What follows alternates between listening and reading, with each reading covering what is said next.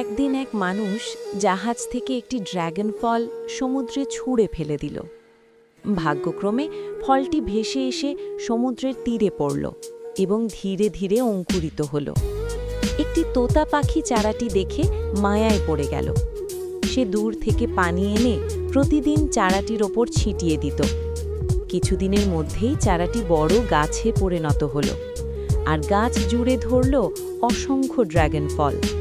তোতার জীবনে এলো প্রাচুর্য, কিন্তু একদিন হঠাৎ বজ্রপাত হলো গাছে, সব শেষ হয়ে গেল। তোতা ফিরে এসে কাঁদল, কারণ তাকে সান্ত্বনা দেওয়ার কেউ ছিল না। তবু সে হার মানেনি। সে আবার মাটি খুঁড়ে বীজ বুনল। 1 বছর পর পুরো এলাকা ড্র্যাগন ফলের গাছে ভরে গেল। সবাই পেল ফল, কিন্তু তোতা কেঁদেছিল, কারণ এত পরিশ্রমের পরেও কেউ তাকে একটুও প্রশংসা করেনি।